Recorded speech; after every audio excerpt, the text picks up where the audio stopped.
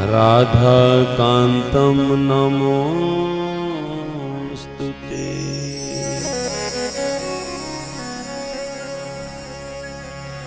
राधा मेरी स्वामिनी,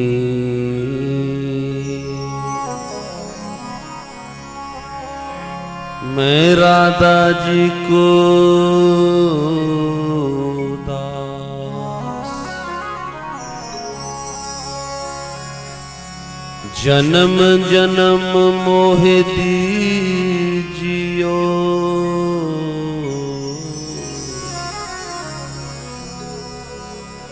प्रभु चरणों में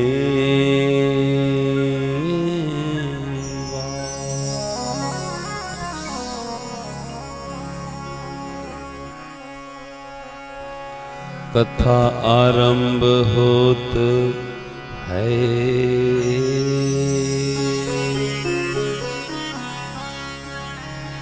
सुनियो परीक्षित राज, सुनियो वीर हनुमान, राम लक्ष्मण जानकी,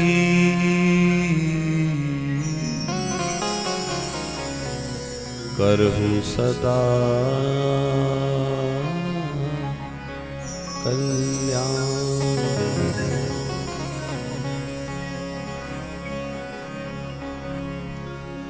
बोली भक्त वत्सल भगवान की जय हो। श्रीमद् भागवत महापुराण की जय। शंकर भगवान की जय। राधा कृष्ण भगवान की जय। सीताराम चंद्र भगवान की जय। हनुमान जी महाराज की जय। जट्टू बाबा महाराज की जय। झांसनी माता की जय। सद्गुरुदेव भगवान की जय। देवा माता मैया की जय। जय जय श्री राधे श्याम। जय जय श्री राधे श्याम। जय जय श्री राधे श्याम।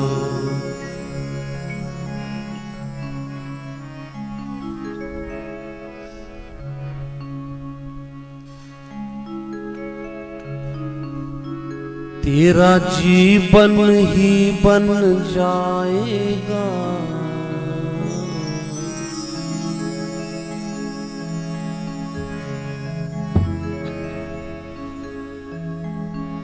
ये तेरा जीवन ही बन जाएगा,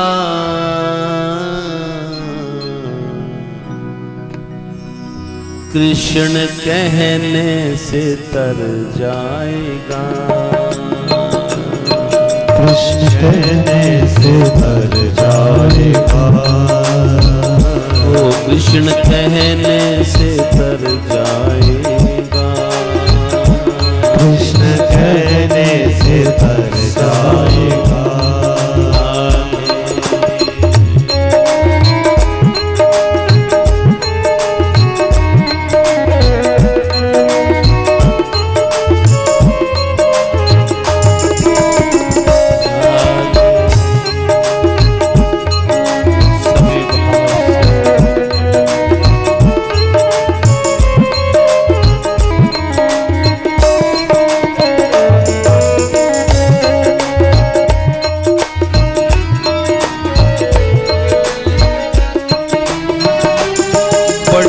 मुश्किल से नर्तन मिला,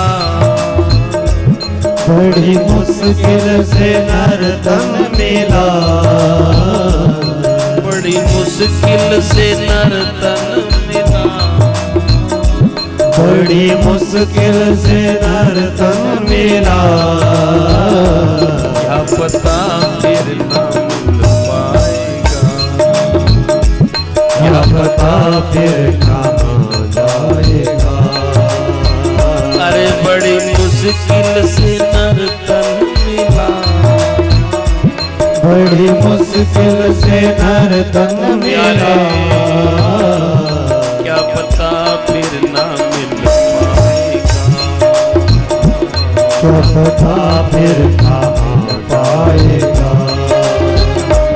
तेरा जीवन ही बन जाएगा, तेरा जीवन ही बन जाएगा,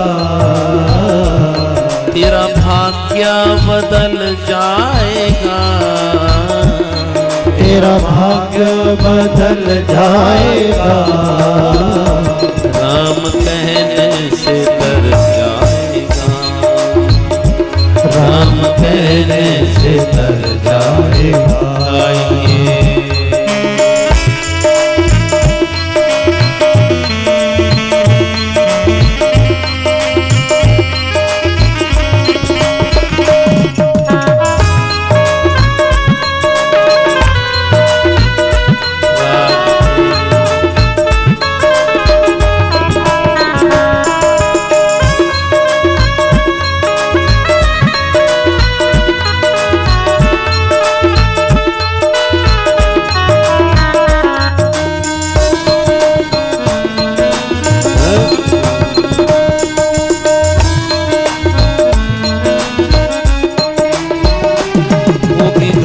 घर में चर्चा तेरी, होगी घर घर में चर्चा तेरी, होगी घर घर में चर्चा तेरी, होगी घर घर में चर्चा तेरी, जिस गली से गुजर जाएगा, जिस गली से गुजर जाएगा।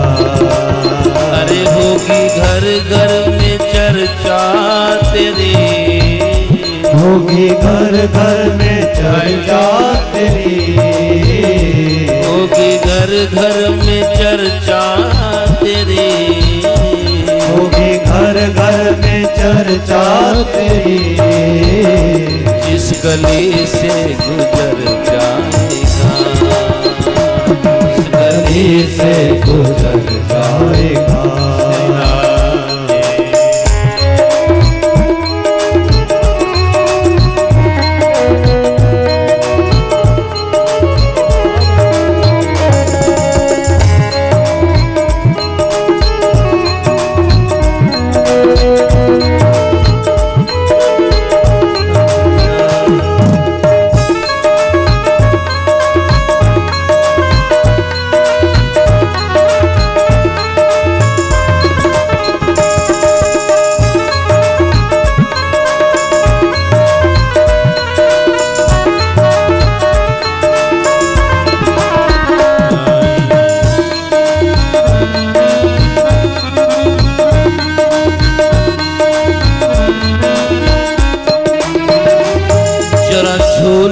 फैला के तो दे, जरा झोली फैला के तो दे, जरा झोली फैला के तू दे, जरा झोली फैला के तो दे, बाबा झोली को भर जाएगा, बाबा झोली को भर जाएगा।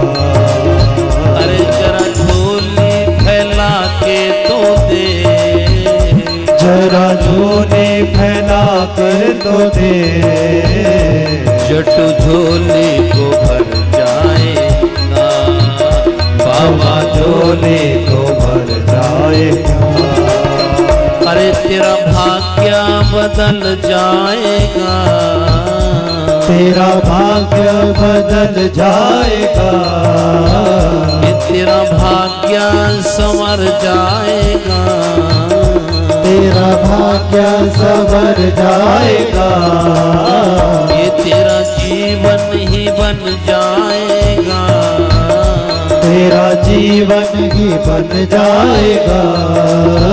अरे पार भव से उतर जाएगा, पार भव से उतर जाएगा, राम कहने से से तर जाएगा, राम कहने से तर जाएगा, कृष्ण कहने से तर जाएगा, कृष्ण कहने से तर जाएगा, वो कृष्ण कहने से तर जाएगा, कृष्ण कहने से तर जाएगा, कृष्ण कहने से तर जाएगा, कृष्ण कहने से तर जाएगा, कृष्ण कहने से तर जाएगा।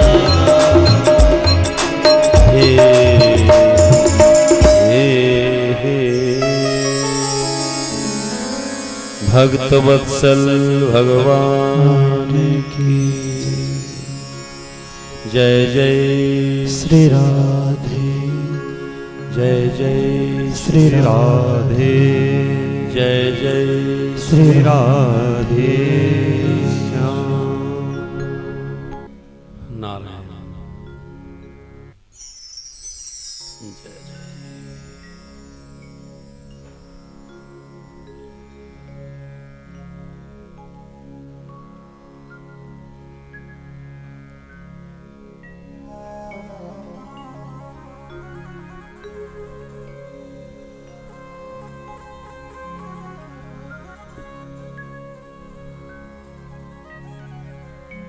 अखिल कोटि ब्रह्मांड नायक जगदाधार जगदनियंता,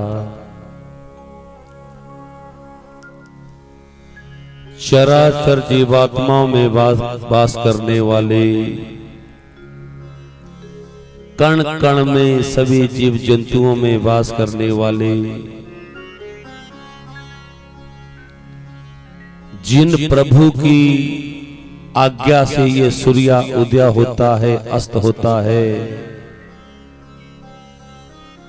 जिन प्रभु की आज्ञा से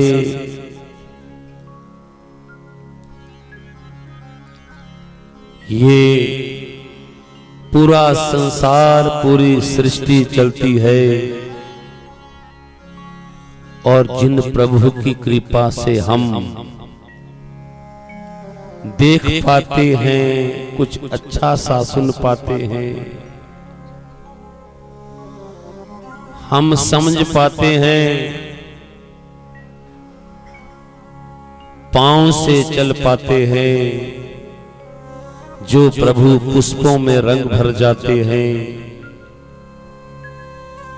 फलों में जो रस भरते हैं, जिस प्रभु की कृपा से हम कुछ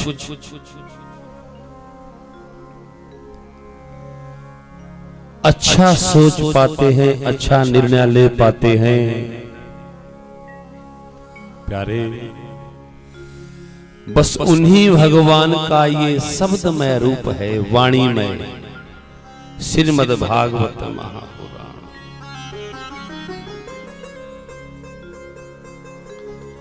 जिसकी छत्र छाया में हम आप सभी 7-8 दिनों से बैठे हैं। ऋग्वेद, यजुर्वेद, सामवेद, अथर्ववेद रूपी ब्राह्मण विद्वान मंडली इस यज्ञ के आचार्य, जिन्होंने यहाँ मूल पाठ पूजा को विधिवत बड़े प्रेम भाव से पूर्ण किया, परम आदरणीय शुभम जी, जगदीश जी,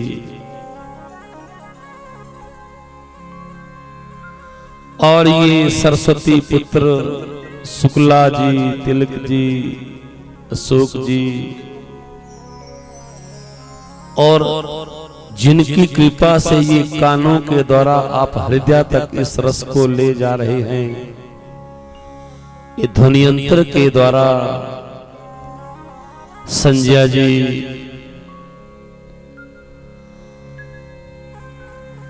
इस कथा सत्संग के बाद जो हमें हमारे शरीर को भी जो तृप्त करते हैं, जो चिंतपूर्णी से आए हुए जो भोजन की सेवा कर रहे हैं इसमें।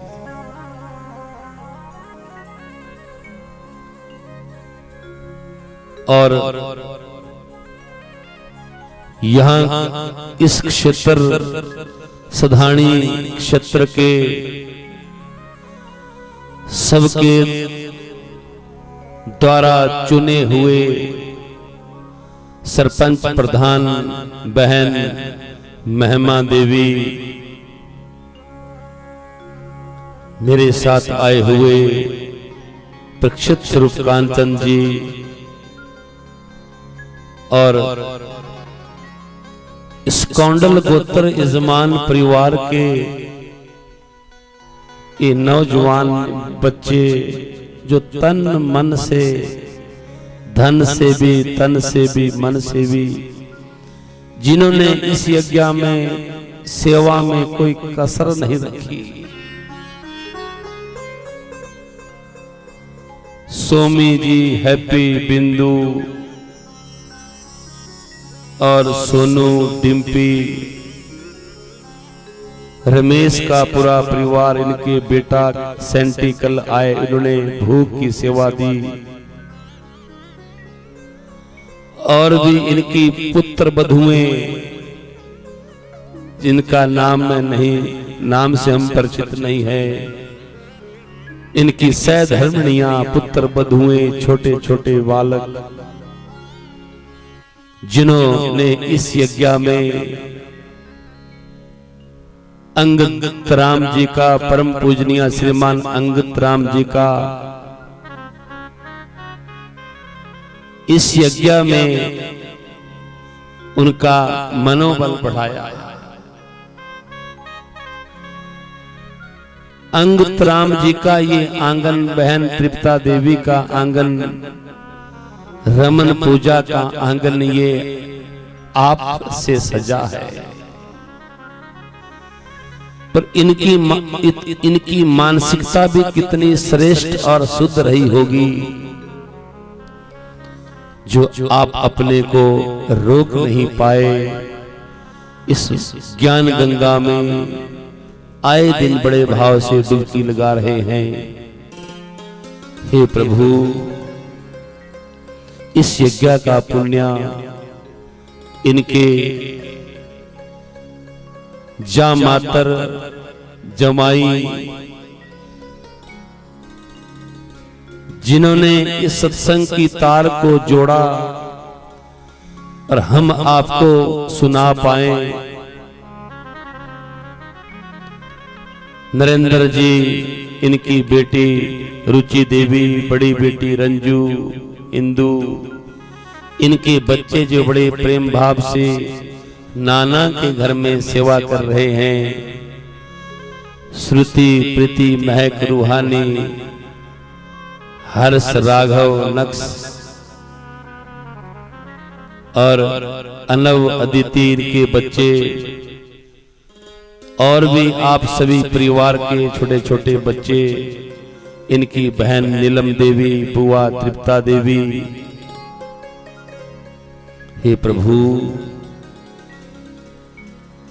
पूजा के मायके से हर रोज जो इनकी दादी अम्मा मंजू देवी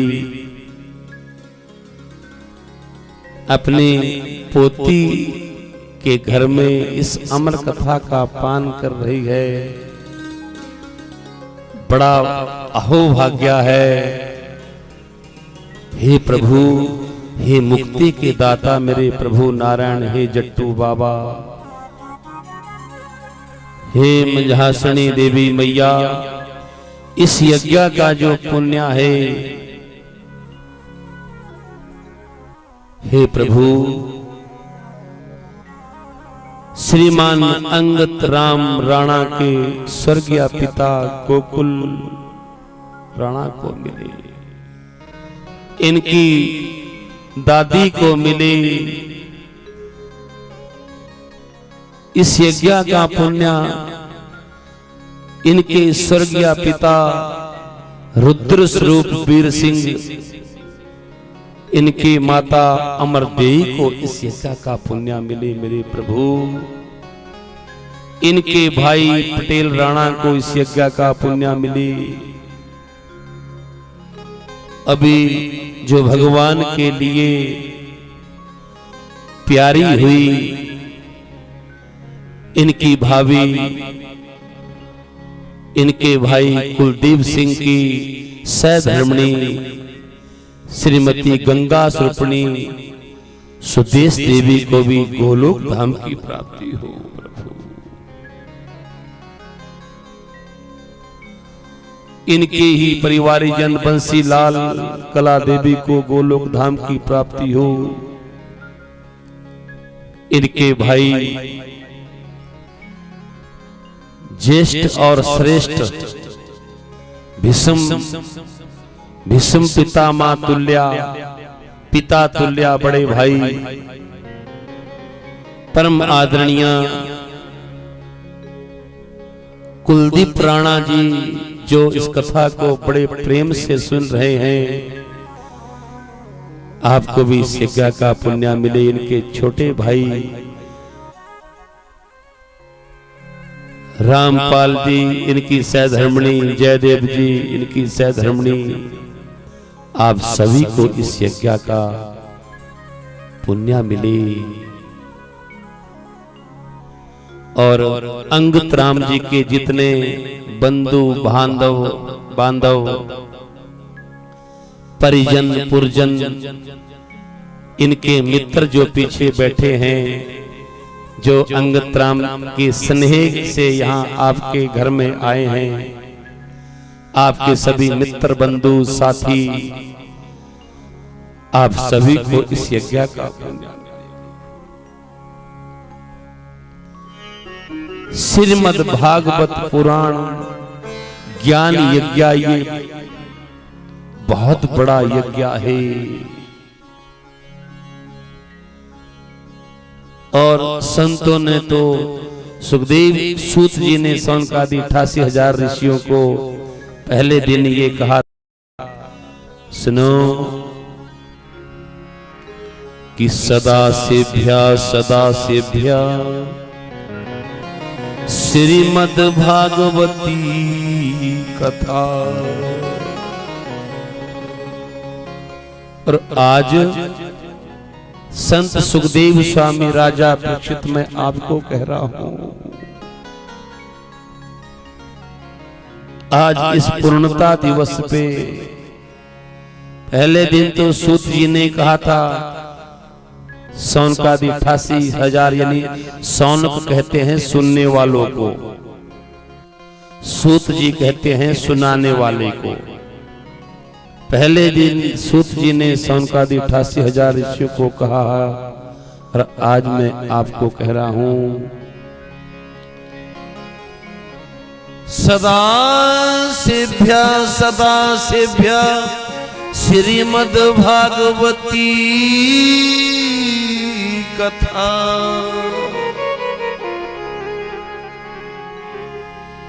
यस्या श्रवण मात्रेण, इसको सुनने से,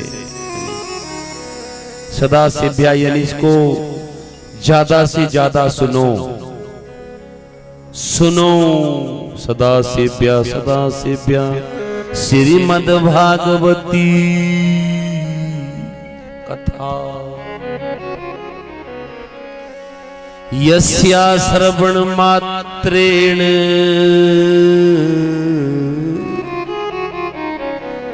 इसको सुनने से क्या होगा? सूत जी सुखदेव स्वामी कह रहे हैं, मैत्रेय मुनि कह रहे हैं, मैं आपको कह रहा हूं, हरिचित्तम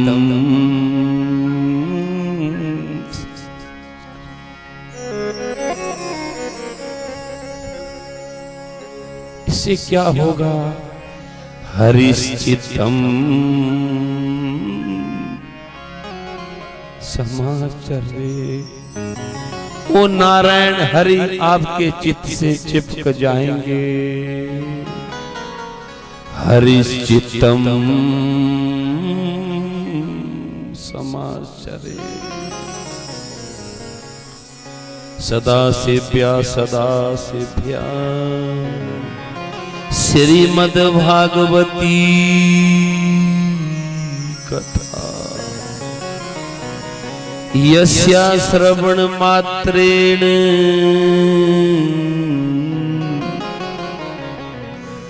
हरिचित्तम समा प्रक्षित। सुखदेव स्वामी कह रहे राजन इसको सुनो। श्रवण मंगलम भद्रम कर्णेभि शृणुयाम देवा। हमारे वेद में भी ये नहीं कहा कि सुनाओ, ध्यान दो मैयाओं, सुनाने वाली बात तो नंबर दूसरे पे है। प्रथम में तो आप है सुनने वाले, हम तो आपके बाद में है, क्योंकि वेद कह रहा है भद्रम कर्णेभि शृणुयाम देवा। ये नहीं कहा कि सुनाओ ना, भद्रम सुनने से भद्र यानी कल्याण, इसको सुनने से कल्याण होगा। तो बड़े आप हुए कि मैं आप।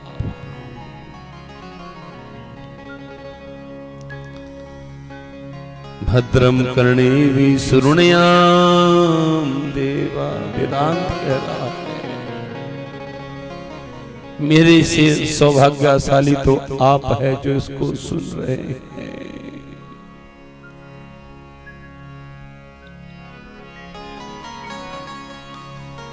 क्योंकि सुनाना बहुत आसान सरल है, सुनाना, सुनना बहुत कठिन है।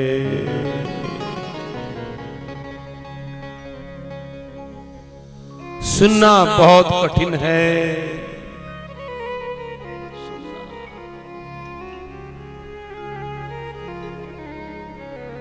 जब सुखदेव स्वामी ने राजा परीक्षित को सप्तम दिन की ये कथा, अमर कथा सुनाई, अमर कथा जो भगवान शंकर ने सती को सुनानी चाहिए थी, वो तो सो गई थी, हमारे भाग जग गए। वही कथा है, सती तो सो गई, वो अंडे ने सृजी, वही अंडा माता व्यास की पत्नी से कर, वही सुखदेव स्वामी इस मंच पे बैठ कर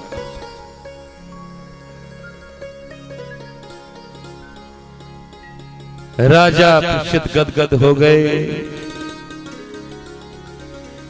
भ्रिकुटी विलास सृष्टि लय होए। जो भगवान थोड़ी भ्रिकुटी टेढ़ी कर ले तो महाप्रलय हो जाए, वो भगवान आज किसी के लाला बन गए पुत्र। हाँ राजन,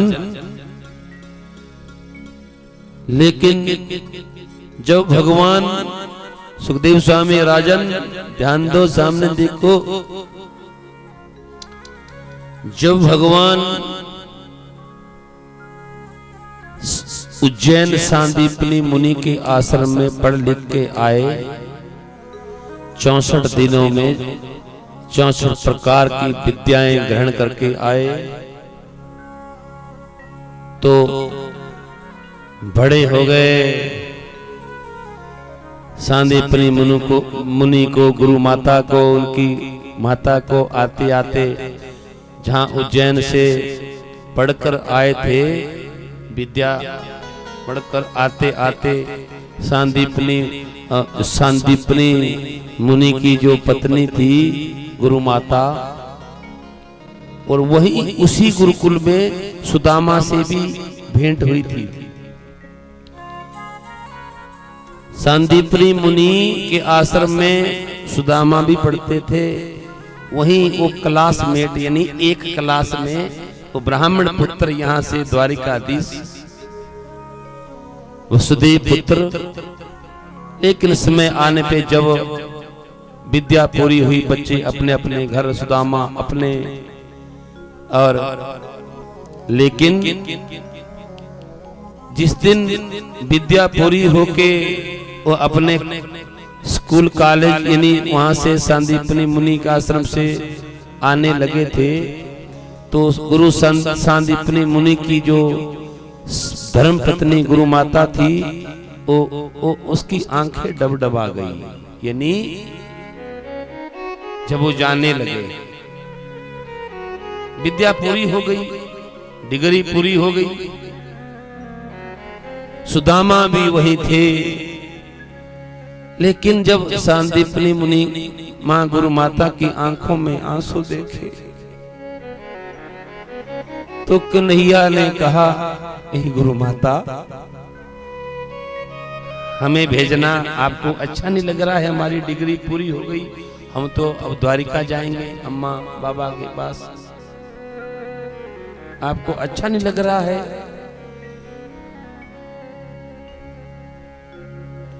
सुखदेव स्वामी कह रहे हैं, राजन सामने देखो, गुरु माता ने जो कहा, सुनो कृष्ण, जिस दिन से तू हमारे गुरुकुल में आया था, मैं झूठ नहीं बोलूंगी, मैं इतनी आनंद में रहती थी। क्यों?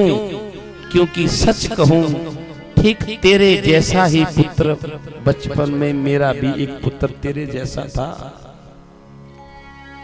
उसको कोई राक्षस कोई पानी में ले गया था, मेरे बचपन में पुत्र की मृत्यु हो गई थी। और सच कहूं, जिस दिन से तू आया था उस दिन से मैं अपने पुत्र का शोक भूल गई थी। पुत्र की जो पीड़ा थी वो मैं, आज जा रहा है तू, आज चला जाएगा, बस। सुदामा टुर टुर देख रहा था। देखते देखते भगवान मेरे कृष्ण ने गुरु माता का मरा हुआ मृत पुत्र यमलोक से लाकर दक्षिणा की, गुरु दक्षिणा के रूप में माता को जिंदा करके सौंप दिया।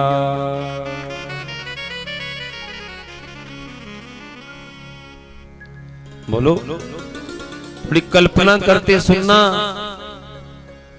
गदगद हो गई। ऐसा हो, शिष्या हो तो ऐसा हो। जिस दिन किसी गुरु के द्वारा पढ़ाया हुआ शिष्या कोई डीसी एसडीएम या कोई आईएएस बनता है तो गुरु की छाती भी, और जिस दिन कोई चोर चपक्का बने,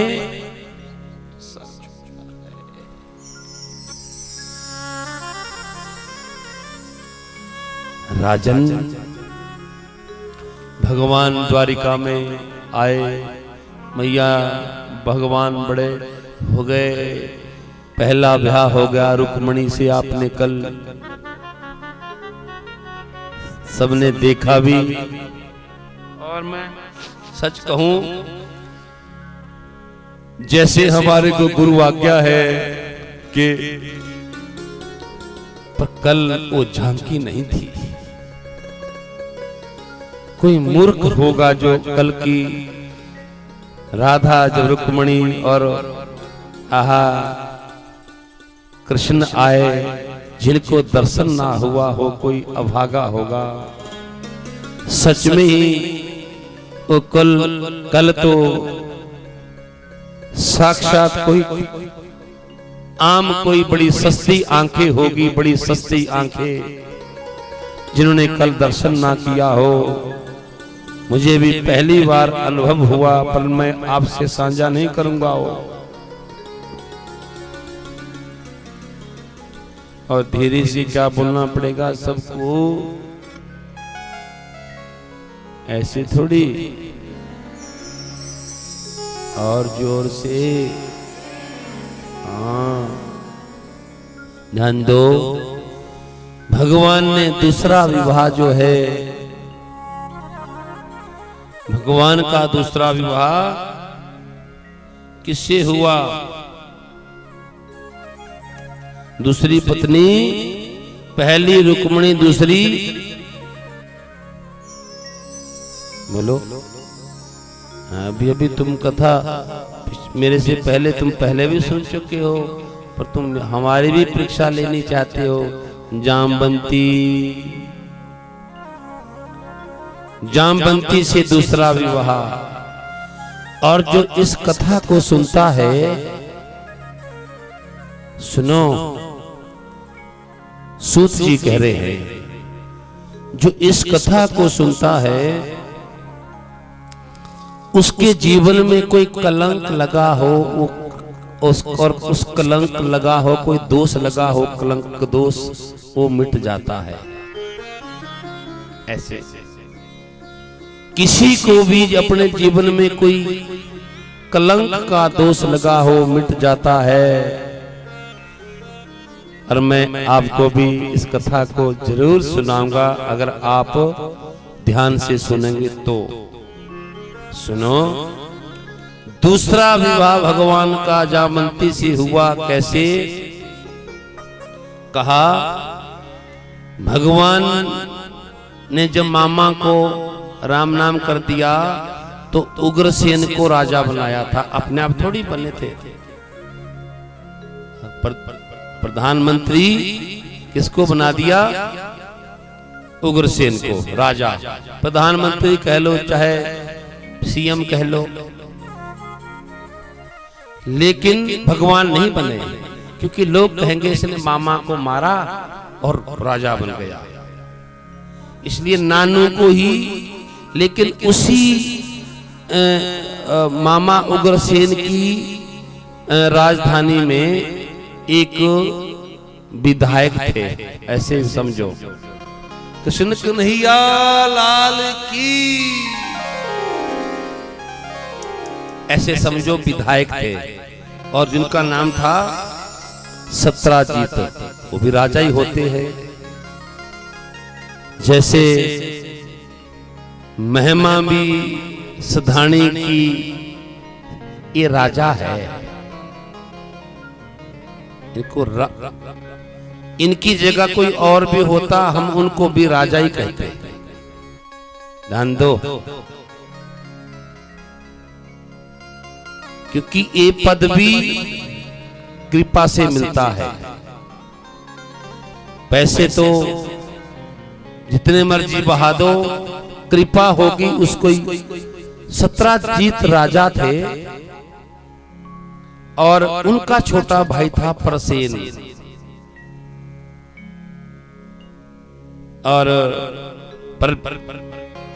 उग्रसेन के राज्य में, ऐसे मानो, उग्रसेन के राज्य में सत्राजीत विधायक, उनका बेटा भाई प्रसेन, और जो सत्राजीत थे वो भास्कर यानी सूर्या के उपासक थे। उनने भगवान सूर्या की इतनी तपस्या की, भगवान सूर्या प्रकट हो गए सामने, और वरदान में उनको एक ऐसी मणि दी जो 2.5 भार सोना रोज उगलती थी। आहा, मणि, और सूर्या के समान वो चमकती थी, और उससे 2.5 भार सोना हर रोज निकलता था। 2.5 भार सोना। किस किस को चाहिए वो मणि जो हर रोज सोना उगले? हाथ उठाओ जिसको मणि चाहिए।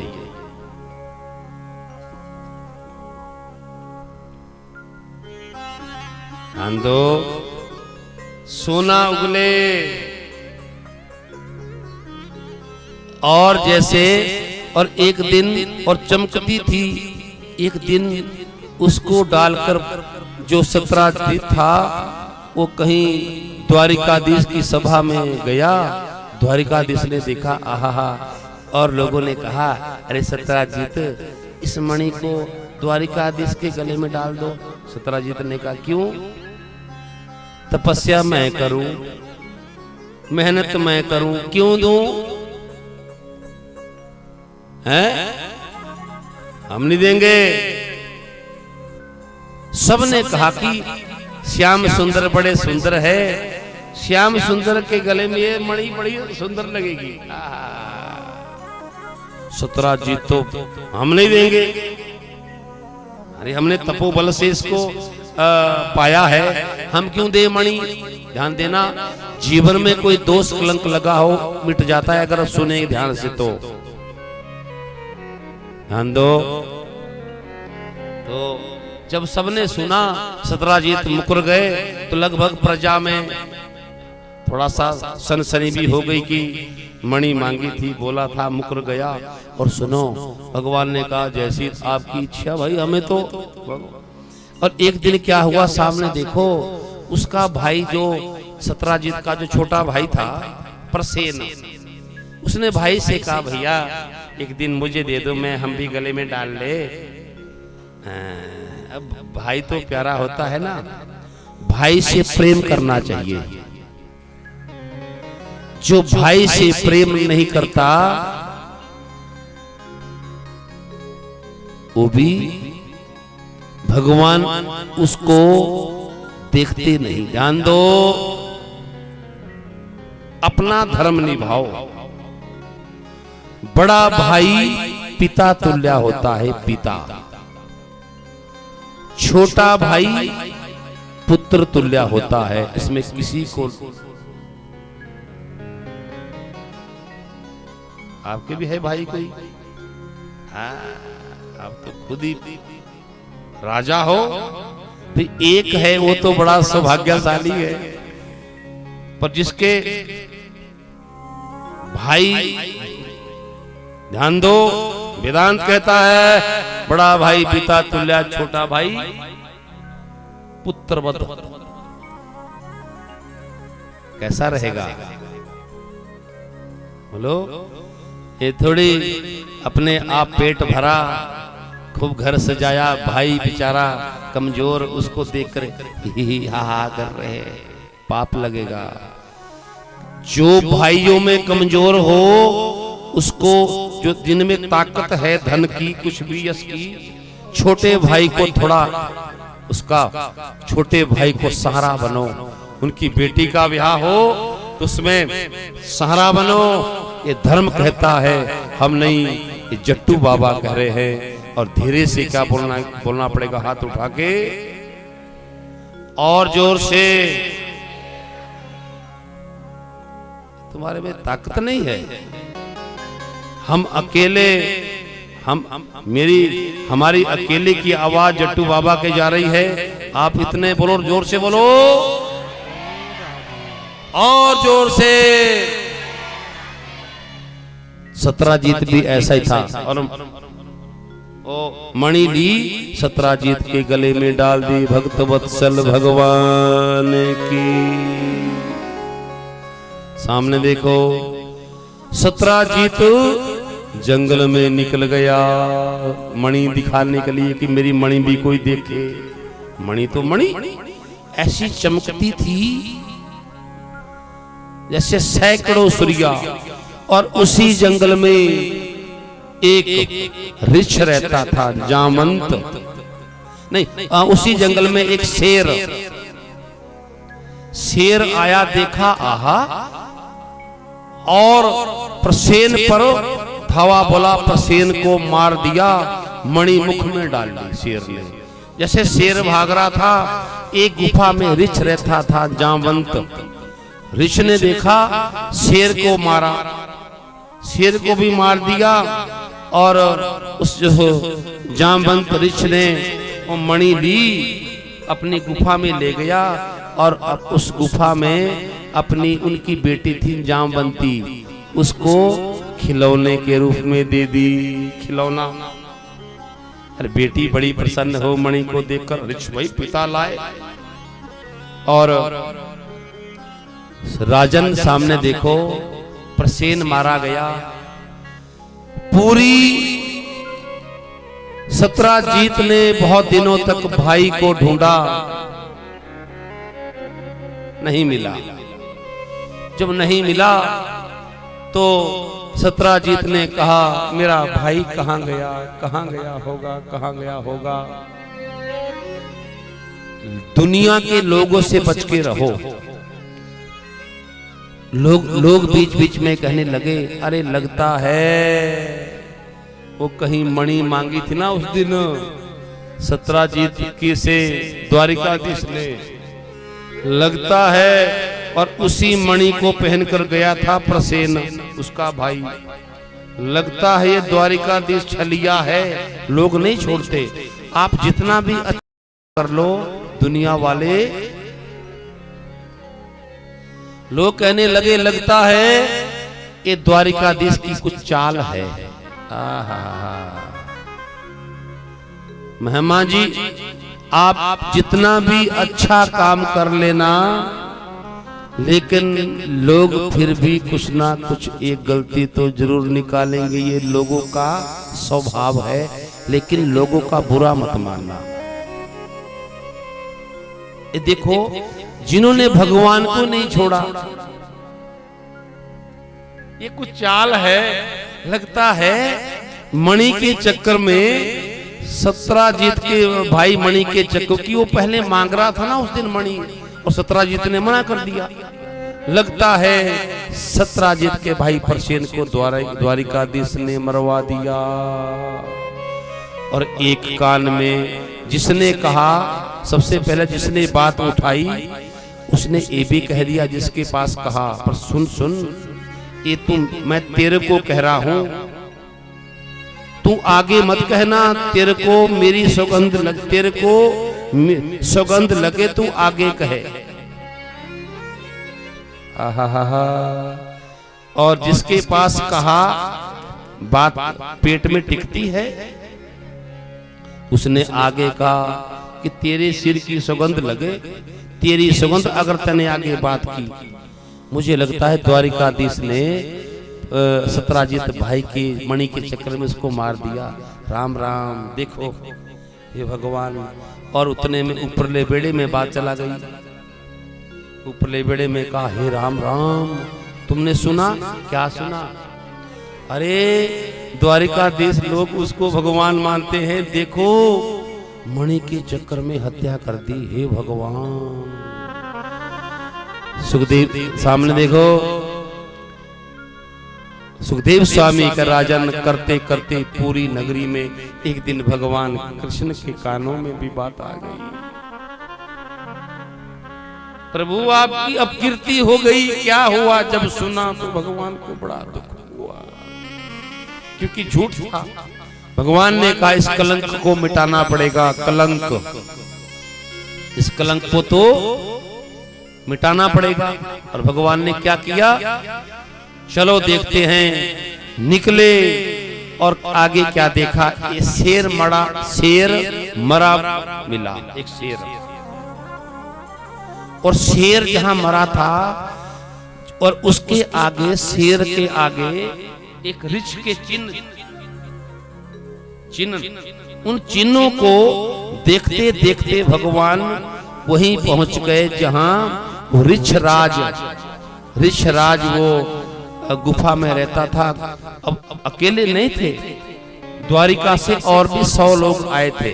ध्यान दो, जैसे द्वारिका से लोग आए थे तो उन्होंने कहा कि भैया देखो, शेर मरा पड़ा है, ऋष के पांव हैं, गुफा के अंदर घुस गया है, अब मैं गुफा के अंदर जा रहा हूं। द्वारिकाधीश भगवान ने कहा, पर सुनो, तुम मेरा इंतजार करना, अगर मैं ना आऊं तो तुम लौट जाना।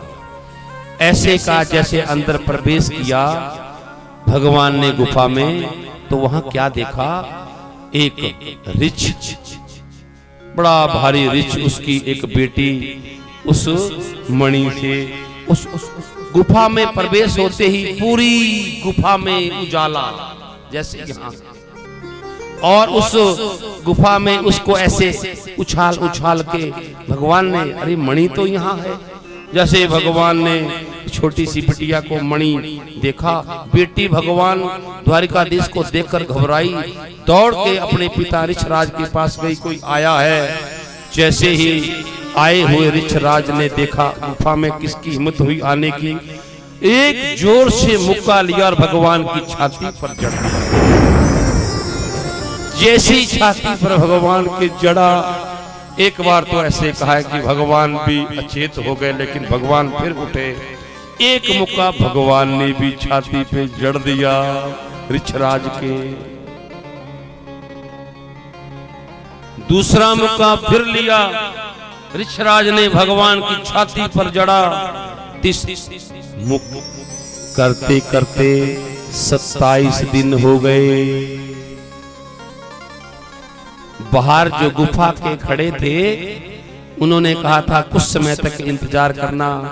द्वारिका वालों ने अब जब बहुत दिनों तक देखा कि कोई नहीं आया बाहर, द्वारिका में वापस हो गए। ऐसे का है, द्वारिका में जाकर द्वारिका वालों ने देवी भागवत करवाया। ऐसे भागवत में जो आता है देवी भागवत करवाया, क्यों कि हमारे द्वारिकाधीश वापस आ जाए। और 27 दिनों तक मुक्केबाजी होती। देखो कल्पना करना, 27 दिनों तक मुक्के, भगवान मुक्का जड़े और ऋक्षराज, ऋक्षराज 27वें दिन जब उस ऋक्षराज की नस नस ढीली पड़ गई तो उसी समय उस ऋक्षराज को याद आई। क्या याद आई बोलो? ये आपने कथा सुन रखी है पिछले हफ्ते। क्या याद आई? उसको याद आई त्रेता की कि 27 दिनों से मेरी नस नस ढीली पड़ गई, मेरे से कोई मुक्केबाजी में कोई हार नहीं सकता। त्रेता में जब रामावतार में भगवान जामवंत, जो त्रेता में भगवान की सेना में सबसे बूढ़े थे, जामवंत, ध्यान दो, सामने देखो और भाव से बोलो सभी, और भाव से। रामायण देखी है, सबसे बूढ़े थे ना जामवंत, लेकिन भगवान मन करता था भगवान जामवंत का कि मैं भी किसी से लड़ूं, लेकिन भगवान ने जामवंत किसी से लड़े नहीं थे विशेष रूप में। लेकिन अंतिम में जब युद्ध समाप्त हो गया तो जामवंत ने ऐसे ही अपनी एक इच्छा रखी प्रभु श्री राम से। क्या? कि प्रभु एक इच्छा है, जैसे आपकी इच्छा है कि रसगुल्ला खिला दो, पानी पिला दो, बोतल लाओ, ऐसी इच्छा रखी। सुनो, प्रभु श्री राम ने कहा क्या इच्छा है बोलो? और तो बढ़िया हो गया, एक इच्छा है, मेरी इच्छा है कि थोड़ा हम भी दो दो हाथ कर ले, थोड़ा युद्ध। भगवान प्रभु श्री राम ने कहा नहीं, ये मर्यादा नहीं है, ये मर्यादा नहीं है। लोग कहेंगे गुरु शिष्या, पर जा, मैं आशीर्वाद देता हूं जामवंत, तुझे कोई हरा नहीं पाएगा। अगला युग आएगा द्वापर, मैं तुम्हारी इच्छा पूर्ण करूंगा। राधे राधे बोलना पड़ेगा। तुम्हारी इच्छा। जब 27 दिनों तक नस नस ढीली पड़ गई, उसी समय जामवंत को याद आई कि मैं किसी से हार नहीं सकता। ये कहीं सच में ही भगवान, मेरी गुफा में कहीं भगवान ही तो नहीं आ गए। बस इतना विचार मन में आया और सच में ही पांव में पड़ गए और पूछा प्रभु, बोलिए देवा माता मैया की, आ जाओ आ जाओ, मां को आसन दो, बेटी आसन लाओ, कुछ उपासन। संत महापुरुषों को साधारण आसनों पे नहीं कभी बैठाना, उप आसन, उप। बोलिए देवा माता मैया की। और धीरे से क्या बोलना पड़ेगा सबको? व्रत किस किस के है? व्रत जिसने आज व्रत लिया है हाथ उठाओ, जिसके व्रत है, मैया के व्रत है, और तो तुम्हारे आवाज से ऐसा लगता है जैसे तुमने एकादशी रखी है। जोर से बोलो, और जोर से, और सामने देखो और ध्यान दो। बिल्कुल पहचान गए,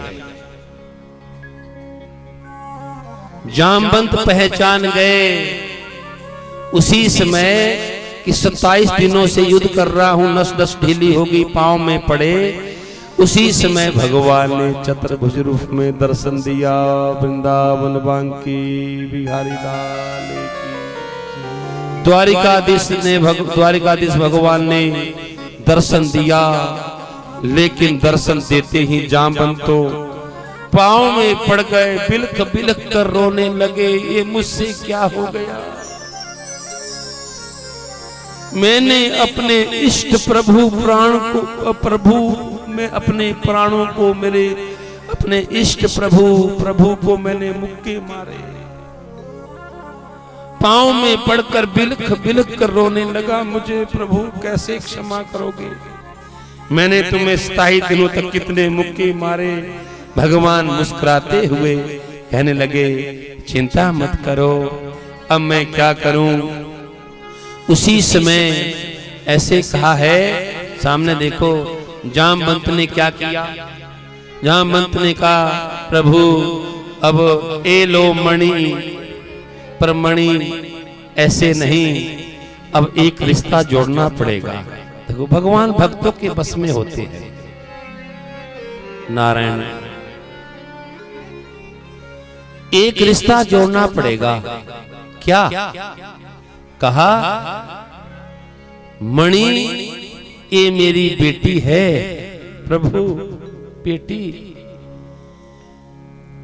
ये इसको आप अपना लो और मणि मैं धेज में दे देता हूं। और भगवान ने कहा, जैसी आपकी इच्छा। दूसरा ब्याह हो गया। देखो भगवान के ब्याह कैसे हुए।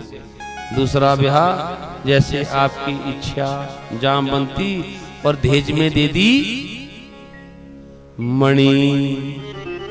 जब भगवान वापिस आए जामवंती को दूसरी दुल्हन को लेकर, तो पहले घर में कौन थी? जोर से बोलो, रुक्मणी। रुक्मणी को आवाज लगाई कन्हैया ने, ओ रुक्मणी। रुक्मणी ने कहा, जी देख, मैं तुम्हारे से भी ज्यादा सुंदर दूसरी रानी को लाया हूं। राधे राधे। बोल, पत्नी सहन करेगी? बोलो बोलो, अरे ध्यान से सुनो, को पत्नी सहन करेगी? नहीं। रुक्मणी को मन मन में क्रोध आया, मेरे से सुंदर कोई दूसरी जा। रुक्मणी ने मन मन में कहा, मेरे से आदि सुंदर हो जाए। राधे राधे। उसे जामवंत की पुत्री भी जामवंत की तरह थी, ऐसी विकराल रूप। लेकिन रुक्मणी ने क्या किया? मेरे से आदि सुंदर नहीं। फिर भी रुक्मणी जामवंती से सच में ही है, जामवंती सुंदर हो गई, लेकिन रुक्मणी से आधी। दूसरा ब्याह हो गया राजन। अब तीसरा ब्याह किससे हुआ? बोलो। सत्याभामा, सत्या नाम की। सत्या ये कौन थी? सुनो, अगर मैं ब्याह लगा करने ढंग से सुनो तो कथा 8 दिन और आगे करनी पड़ेगी। सच कह रहे हैं। अगर ढंग से करने लगा, अब बोलो कैसे करूं? जैसे आज होते हैं, कोर्ट में गए, राधे राधे हो गई। जैसे आज के समय में कोर्ट में गए, राधे राधे, ऐसे कर दूं? 8 दिन बोलो। देवा माता ने निमंत्रण से मुझे दे दिया है, जो कसर रह जाएगी तो आहा देवा माता की पूरी हो जाएगी, इसलिए ताली हो जाएगी मां के लिए। और जब उस स्थान पे हम गए, धन्य है हे देवी मां, आपने अपने तपोबल से जो वहां एक सकारात्मक ऊर्जा है उस स्थान पे, मैं भी उसको नमन करता हूं, आपको भी नमन। लेकिन जल्दी जल्दी विवाह करूंगा, इसलिए दूसरा विवाह सत्याभामा कौन थी? इस सत्राजित की बेटी। जब भगवान आ गए और मणि भी लाए दहेज में, और मणि ली, वहां तो पत्नी बदले में एक पत्नी भी मिल गई कन्हैया, और मणि भी मिल गई। लेकिन मणि भगवान ने कहां रखी? द्वारिका में सबके सामने सत्राजित को संभाल दी। एलो मणि, तुम मेरे पे कलंक कर रहे थे राजन, ये है मणि आपकी। जैसे मणि वापस की तो दुनिया वालों का कोई पता नहीं होता, जिस तरफ हवा चले उस तरफ हाथ उठा देते हैं। अब थोड़ी देर पहले कह रहे थे, हे भगवान कैसा है द्वारिकाधीश, मणि चोर चोर, बचपन की आदत, ये बचपन में चोरियां करता था, वो आदत गई थोड़ी है। थोड़ी देर पहले ही कह रहे थे मणि चुरा ली, भाई को मरवा दिया, और जब मणि वापस दी, दुनिया वालों का कोई भरोसा मत करना। अब क्या कहने लगे? राम राम सत्राजित, तुझे शर्म आनी चाहिए। ले बोलो दुनिया वालों को, ये दुनिया है। अब उल्टा कहने लगे, सत्राजित तुझे शर्म आनी चाहिए। अभी थोड़ी देर पहले क्या कर रहे थे? हे भगवान, ये बचपन का ही चोर था, कभी देख मणि चुराई, और जब मणि वापस दी भगवान ने 1 सेकंड में बदल गए। हे भगवान, ये दुनिया वालों, अरे कौन, देखो सत्राजित तुझे शर्म आनी चाहिए थी, किसी को बिना सोचे समझे कलंक नहीं लगाना चाहिए था। सत्राजित को सब धुर धुर करने लगे। अरे कहता था चोरी, देखो मणि, अरे उसका भाई ले गया, शेर ने मारा रिछ लेके, और दुनिया को बदलते देरी नहीं लगती, ध्यान देना। करते करते जब सत्राजित ने कहा अब क्या होगा, सारी जिंदगी लोगों से गाली सुन के ही मरूंगा, इससे अच्छा तो मरना ठीक है। दुनिया सत्राजित को जो मणि चोरी का जो कलंक लगा था, सत्राजित को कहने लगे, अरे वो सत्राजित तुझे शर्म आनी चाहिए थी तने। देखो दुनिया, अब सत्राजित ने विचार किया, अब ये जो बात समाज में उठ गई, ये मिटे कैसे? सत्राजित ने क्या किया? भगवान द्वारिकाधीश के पास गए, पहले तो क्षमा मांगी, और क्षमा मांगी और कहा सुनो, सामने देखो, और भाव से क्या बोलना पड़ेगा? सबको क्षमा मांगी और एक बात कही, सत्राजित एक मेरी इच्छा है। भगवान ने मुस्कुराते हुए कहा, क्या इच्छा है? सुनो, मेरी एक बेटी है, मेरा मन है उसका ब्याह आपसे हो जाए। सत्राजित की बेटी सत्याभामा। हा, कैसे? क्योंकि सत्राजित ने भी सोचा, वैसे तो पूरे समाज में मेरी अपकीर्ति हो रही है, अगर इसको जवाई बना लूंगा तो ससुर को थोड़ी कहेगा कुछ कोई। जब जवाई बना लूंगा, सत्राजित ने अपनी बेटी सत्याभामा, इन सत्या का विवाह भगवान से कर दिया, और अब ससुर को थोड़ी कहता है कोई, ससुरी बन जाएंगे तब बोल, धीरे से बोलना पड़ेगा सबको। ठीक उसी प्रकार राजन, 3 विवाह हो गए, रुक्मणी, जामवंती, सत्याभामा। अगला विवाह कालिंदी से। अब थोड़ा इसको करूंगा विस्तार से और जल्दी जल्दी कर दूंगा, है? क्यों मैया? मैया करिए ना, अच्छे से करो। सुनो, कालिंदी जो ईश्वरिया की पुत्री थी, ये बचपन से द्वारिकाधीश को चाहती थी और ये इंद्रप्रस्थ यमुना के किनारे दिल्ली को कहते हैं, दिल्ली को, वहां ये तप कर रही थी परमात्मा को पाने के लिए। एक दिन द्वारिकाधीश की बुआ रहती थी, कुंती, पांडवों की अम्मा कुंती दिल्ली में। एक दिन बुआ के घर में आ गए द्वारिका से, अर्जुन को साथ लिया, दिल्ली में घूम रहे थे। यमुना बहती है ना, आज तो गंदी कर दी, और दिल्ली में घूम रही थी, दिल्ली में घूम रहे थे भगवान अर्जुन को लेकर। क्या देखा, आगे एक यमुना के किनारे ऐसी बैठी है, ऐसे, बड़ी सुंदर।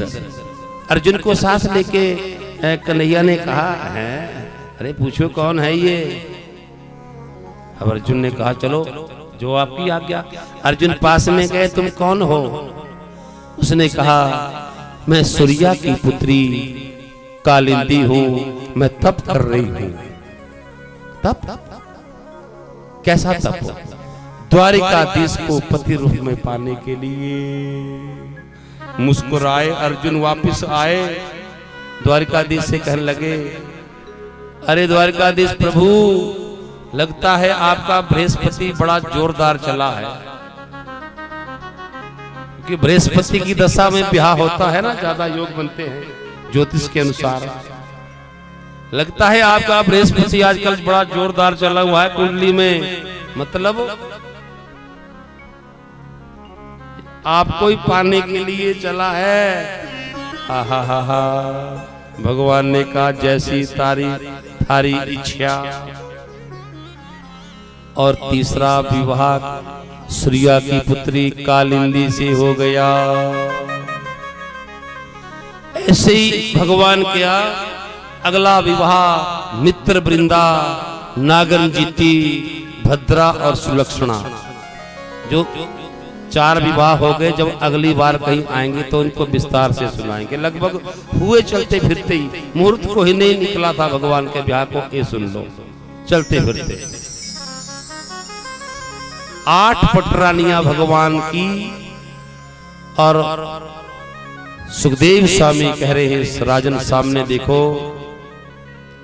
भगवान की 8 पटरानियां, लेकिन हमने सुना कि 16,108, ये 16,100 कौन थी? राजन, ये एक भौमासुर नाम का एक राक्षस था। उसने संकल्प किया था कि जब 20,000 को कन्याओं का अपहरण करता था, अपहरण, कन्याओं का अपहरण करता था, और 20,000 इकट्ठे हो जाएगी तो एक दिन ही ब्याह करूंगा। 16,100 ही थी। द्वारिकाधीश को खबर लग गई, गए भौमासुर का नाम सत्या किया। कन्या बाहर आई, कहने लगी, प्रभु आपने हमें इस मूर्ख पापी भौमासुर से तो मुक्ति दिला दी, पर ये बताओ हम कहां जाएं? भगवान ने कहा चिंता मत करो, तुम अपना एड्रेस लिखाओ। 16,100 कन्याओं से कहा, ठीक ठीक एड्रेस लिखाना, हम आपको आपके घर तक पहुंचा देंगे। लेकिन वो कन्या कहने लगी, हम घर नहीं जाएंगी। क्यों? हम बदनाम हो चुकी है। हे द्वारिकाधीश, हम प्राण दे देगी, अब हम बदनाम हो चुकी है, अब समाज में हमारी अपकीर्ति हो चुकी, हम घर नहीं जाएगी, हम प्राण दे देगी। भगवान दौड़े दौड़े, ना प्राण मत देना। फिर क्या करना? बोलो क्या करते? भगवान ने कहा चलो मेरे साथ। 16,100 और 7 आ गई। कुल संख्या कितनी हो गई? बोलो 16,108। आहा, बोलो इतनी पत्नियों के बीच भगवान रहते होंगे, खुश रहते होंगे कि आपकी तरह? बोलो जो अपने पति से, जिनकी एक एक पत्नी है वही हाथ उठाना, जिसकी एक पत्नी है वो हाथ उठाना। जिसकी एक पत्नी है, 1 2, अंगतराम जी के साथ आप बैठे हैं पढ़ने, आपके 2 है? 2? अरे अच्छा, हाँ आपकी भी एक, लगभग सबकी स्वामी एक ही है ना बिंदु जी? एक ही होनी चाहिए पत्नी, एक ही होनी चाहिए। एक ही पत्नी को सबको अपनी पत्नी को में देखो, ये सनातन धर्म कहता है। एक पर कल्पना करो जिसकी 16,001 होगी, 108 होगी।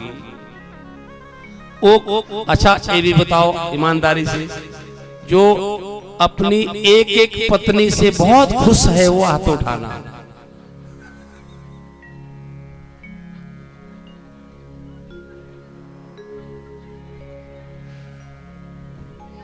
सतपाल जी लाइव मत खाना, ये एक भी हाथ नहीं उठा रहा है, देखो भाई प्रमाण है। हम धीरे से क्या बोलना पड़ेगा सबको। इसका मतलब क्या हुआ कि एक ने ही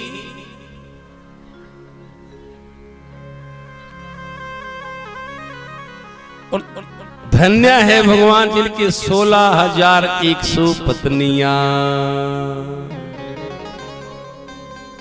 राजन भगवान बड़े प्रसन्न रहते थे, 16,000 पत्नियों के साथ हमेशा प्रसन्न रहते थे। एक दिन भगवान को बड़े सुख साम्राज्य में, द्वारिका में बैठे बैठे कई बार जैसे हम भी चिंतन करते हैं, याद आई, और याद भी क्या आई, ध्यान से सुनना। याद आई जैसे हम भी बचपन की याद आती है ना, कई बार बैठे बैठे सुख साम्राज्य में भगवान द्वारिकाधीश राजा हो गए, याद आई कुछ ठीक नहीं है। क्यों याद आई? मैं नंदरानी अम्मा बाबा को, गोपियों को कह के आया था मैं परसों आऊंगा, मुझे बरसों हो गए। और भगवान विचार करने लगे, इतने बड़े परिवार के साथ मुझे वो आनंद नहीं है, वो सुख नहीं यहाँ है जो मुझे अम्मा से मिलता था,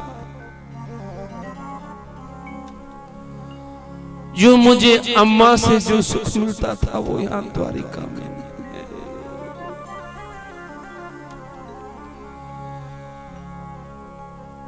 और याद आई जब मैं, मेरी माँ यशोदा दधी मंथन करती थी, दधी मंथन करते करते मैं उनके हाथ पकड़ लेता था और मैं, अम्मा कहती थी अरे वो नहीं, छोड़ दधी मंथन करने दे।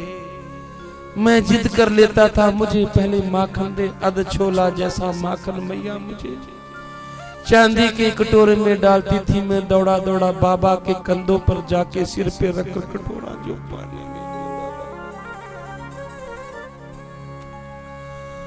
वो आनंद यहाँ नहीं है। इतने विरह में व्याकुल हो गए भगवान। उद्धव ने देखा, उद्धव बृहस्पति के पुत्र उद्धव, भगवान के मित्र उद्धव बृहस्पति के शिष्य ज्ञानी उद्धव कहने लगे प्रभु आप तो चराचर जीव में समाये हैं, क्योंकि ज्ञान की बात कर रहा है, आप कहां नहीं हो, हर जीव में है तुम, हर जगह तुम व्यापक हो। ये तुम किसको याद कर रहे हो? भगवान कहने लगे, ये मेरा मित्र बृहस्पति का शिष्य है तो मेरा मित्र, लेकिन ये रूखा ज्ञानी है, ये प्रेमी नहीं है। रूखे ज्ञानी का भी कभी मोक्ष नहीं होता, ध्यान लिख लो इसको। खाली कोरा ज्ञानी बड़ा बड़ा प्रवचन, बड़े बड़े प्रवचन, संस्कृत भाषण करने वाला प्रेम नहीं होगा, रूखा ज्ञानी होगा, उसका भी मोक्ष नहीं होता।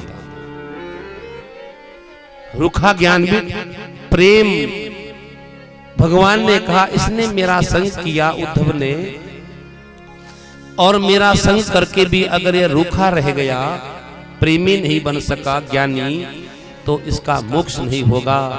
क्यों ना मैं एक काम दो काज करूं, इसको इस पढ़े लिखे ज्ञानी उद्धव को अनपढ़ गोपियों के पास भेजता हूं।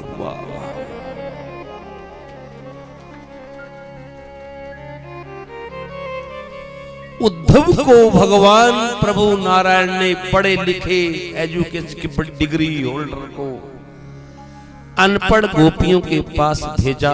ये प्रमाण है भागवत।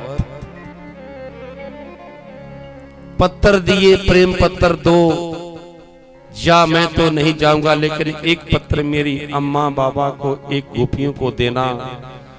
लेकिन पत्र लेके गया था ज्ञानी बनके, जब वापस आया, गया था आज जाऊंगा, कल पत्र दूंगा, चिट्ठी परसों आ जाऊंगा। ज्ञानी उद्धव गया था 3 दिनों के लिए, लेकिन आया था 6 महीने बाद।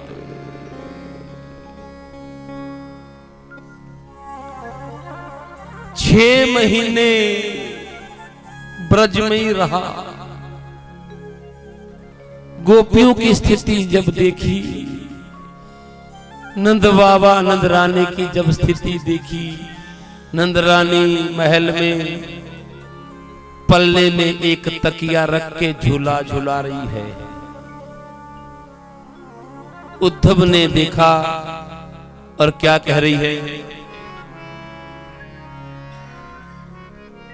चंदा भी सो गया, तारे भी सो गए। उद्धव देख रहा है मैया पलने में एक तकिया रख के उस तकियों को झुला रही है। कह रही है कि सो जा रे कृष्ण कन्हैया, तेरा पलना झुलाए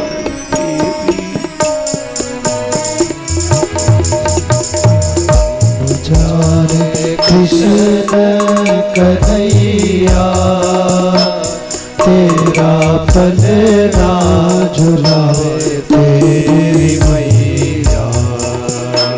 सो जा रे कृष्ण कन्हैया, तेरा पलना झुलाए तेरी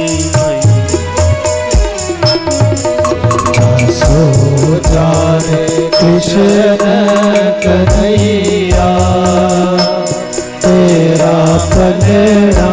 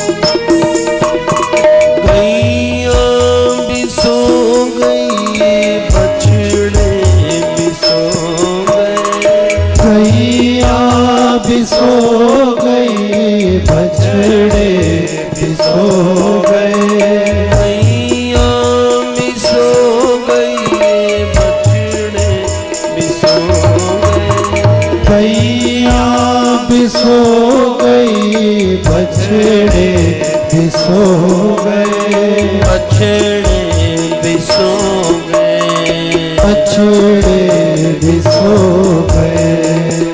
सो गई ये सारी नगरिया, तेरा पलना झुलाए तेरे मैया, सो जाए कृष्ण कन्हैया, तेरा पलना झुलाए तेरे मैया।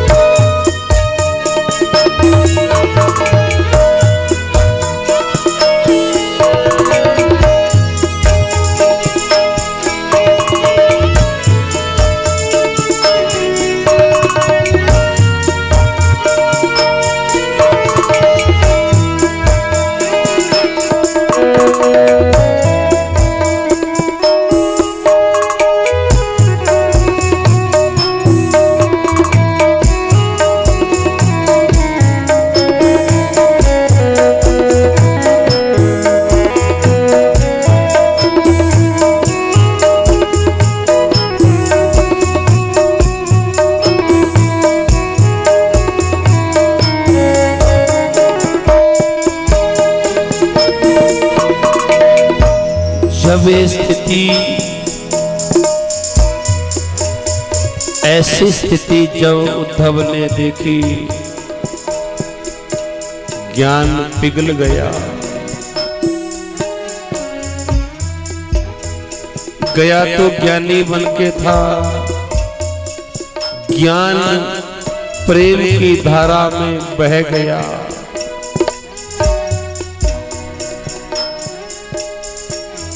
जब मैया को देखा, मन मन में विचार करने लगा, द्वारिका जाते ही कन्हैया को बहुत डांटूंगा, मैं द्वारिका में जाके कन्हैया को बहुत डांटूंगा।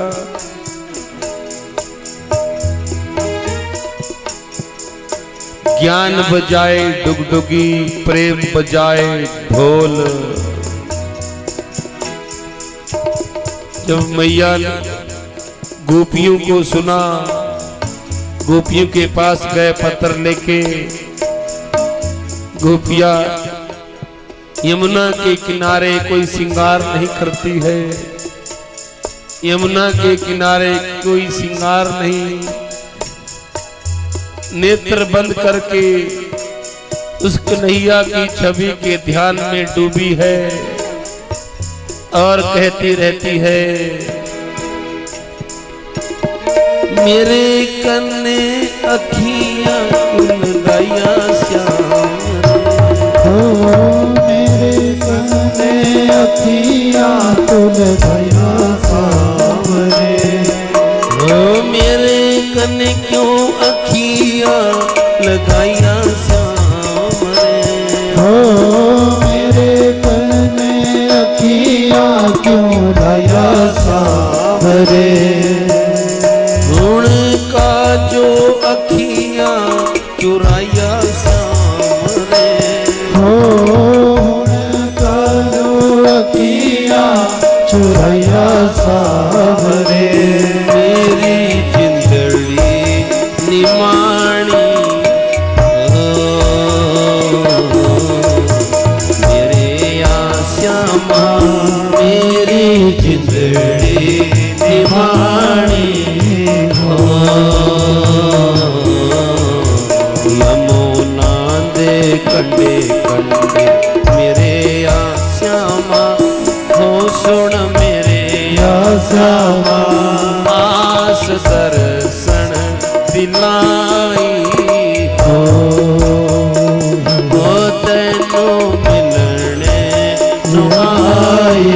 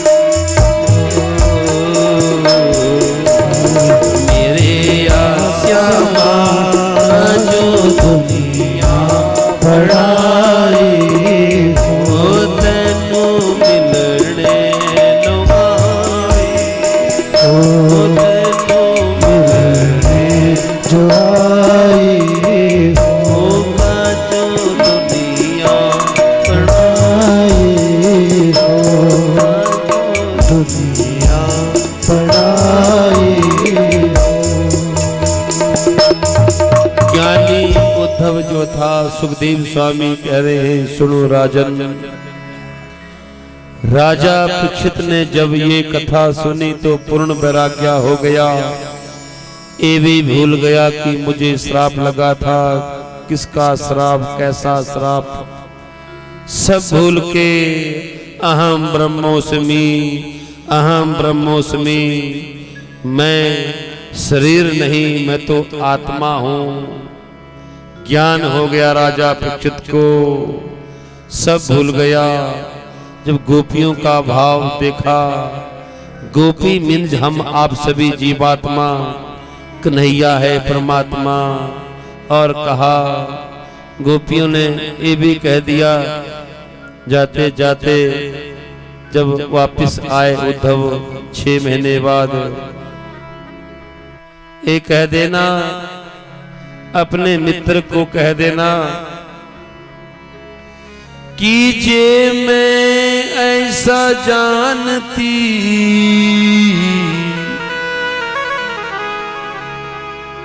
कि प्रेम करे दुख होए।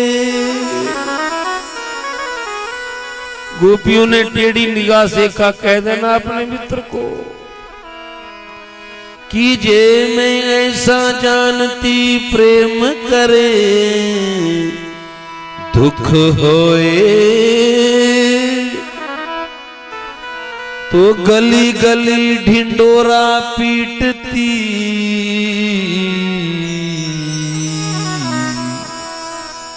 कि प्रेम न करियो कोई।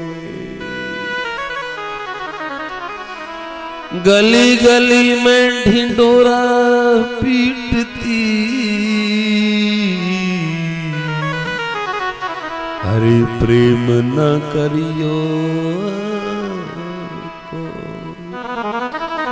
6 महीने के बाद वापस जब द्वारिका में पहुंचे तो भगवान को सब सुनाया। आज ज्ञानी से प्रेमी बन गए भगवान, यही चाहते हैं हम भी। बैर हट जाए, हमारे हृदय से प्रेम प्रकट हो जाए। धीरे से क्या बोलना पड़ेगा सबको। राजा परीक्षित गदगद हो गए।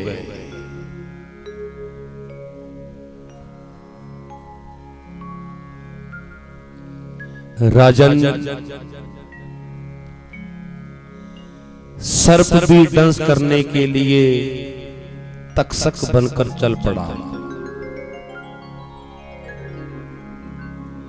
7वां दिन आ गया और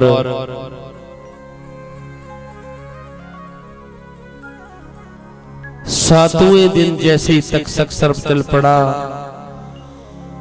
वहां से तक्षक सर्प चल पड़ा और वहां सुखताल गंगा घाट बट वृक्ष के नीचे सुखदेव स्वामी को अंतिम चरण के करने लगे।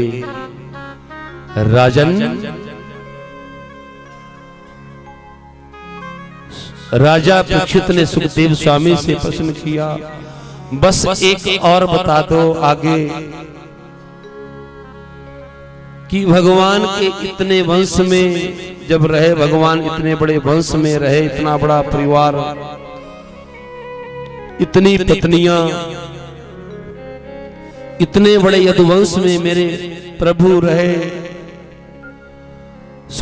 राजा परीक्षित ने कहा, फिर आगे उनका क्या हुआ? राजन, आगे भगवान का 56 करोड़ का यदुवंश हो गया, लेकिन राजन, भगवान अपने परिवार में हमेशा प्रसन्न रहते थे। अपने परिवार में प्रसन्न रहते थे। लेकिन एक दिन क्या हुआ, जामवंती का पुत्र जो सांब नाम था, उसकी जो रूप था स्त्रियों की तरह था। एक तीर्थ पर बहुत संतों का समुदाय बैठा था। सुनो महात्मा, और उस जामवंत यदुवंश जामवंती के पुत्र सांब को क्या किया, भगवान प्रभु के परिवार वालों ने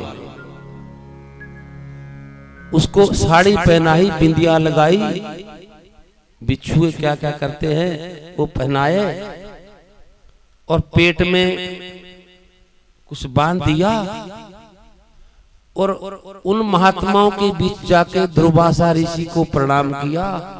देखो बुद्धि, जिसको प्रभु दुख दारुण दीनी, सामने देखो, उसकी खोपड़ी यानी मति हरण कर लेनी।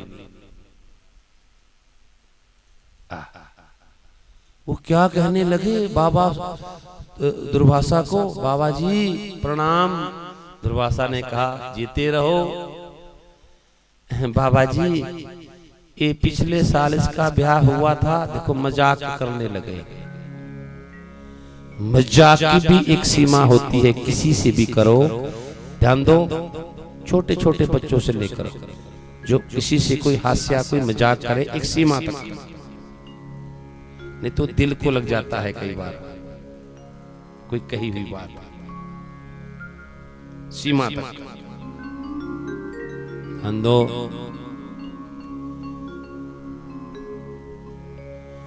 जब कहा बाबा प्रणाम, कहा क्यों, अब बाबा पिछले साल इसका ब्याह हुआ था,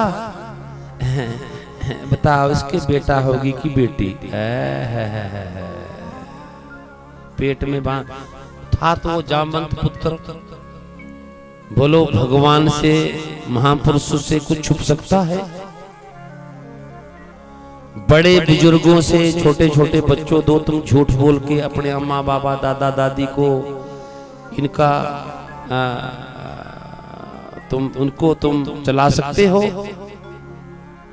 इसलिए इससे अच्छा होगा माता पिता दादा दादी से कभी झूठ मत बोलना, ध्यान दो, क्योंकि उनको पता भगवान जानी जान। दुर्वासा ऋषि ने कहा अच्छा हमारी परीक्षा लेनी चाहते हो यदुवंशियों, जा हम तुम्हें श्राप देते हैं यदुवंशियों, ना बेटा ना बेटी तुम्हारी मौत मृत्यु। उसी समय श्राप लगा मृत्यु का यदुवंशियों को, छटपटाए और जो पेट में बांधा था एक तसला जैसा टन टन दे के नीचे गिरा। अरे ये मौत होगी, मौत तुम्हारी, ये जो पेट में बांधा था तुम्हारी मृत्यु होगी। ये माता पिता और संतों की वाणी कभी खाली नहीं जाती, ये तो देवताओं से भी कभी टाली नहीं जाती। बस श्राप लगा, कहा ये हमारी मौत होगी, तो इससे अच्छा क्या होगा इसको ही मिटा दो। वो तसला लोहा लिया, कोई मुसल कहते हैं कोई तसला कहते हैं, हमारे तसला हम अपनी भाषा में यहाँ तकारी कहते होंगे। उसको किया, समुद्र के किनारे चला गया यदुवंशी, कहा यही मौत है तो क्या करते हैं, इसको इतना रगड़ा माता जी कि उसके कणों से एक एरका नाम की घास हो गई। आज भी वो होती है, हमने सुना है, देखी नहीं हमने, है एरका नाम की घास समुद्र के आसपास बड़ी पैनी होती है, और जब घिसते घिसते कितना घिसते, जब छोटा सा इतना सा टुकड़ा बच गया वो ना घिसा जाए। कहा ये क्या हमारी मौत का ये क्या हमारी मौत का कारण बनेगा। पानी में फेंक दिया, मछली निकल गई। एक दिन क्या हुआ, वही मछली किसी मछुआरे ने पकड़ी, पेट चीरा, बड़ा तीखा सा निकला, घुमा घुमा के देखे, वो था शिकारी, उसने सोचा तीर के आगे लगाने के काम आएगा, उसने तीर के आगे उसको फिट कर दिया। और जो एरका नाम की घास हुई थी उससे क्या हुआ राजन, सामने देखो यदुवंशी आपस में झगड़ने लगे, यानी बैर हो गया। परिवार में जिस दिन एक दूसरे से बैर भावना आ जाए, सोच लो अंत हो सकता है, पर होगा उसका ही जो बैर करे, सबका नहीं। परिवार में एक कोई जो परिवार से बैर करने लग जाए, अपनों से जेलसी करने लग जाए, अरे ये कर रहे हैं, आए करने वाले करते रहो, कुछ भी, कोई घर लिया, दुकान की, मकान बनाया, कोई यज्ञ करवाए, तो अपनों को जेलसी हो जाए। एक कथा कहती है ये ठीक नहीं है, ध्यान दो। जैसे यदुवंशियों में बैर हुआ राजन, तक्षक सर्प चल पड़ा, और जैसे ही बैर हुआ तो बैर, जब बैर पैदा हो जाता है तो एक दूसरे को देखना अच्छा नहीं लगता। क्यों? भले ही पड़ोसी से खूब जफ्फी मार ले, भाई से नहीं। ये तैयारी हुई, इसको कहते हैं ज्ञान। जीवन का सार ये निकला, भाई से बैर, अपनों से बैर, या पुत्र से बैर।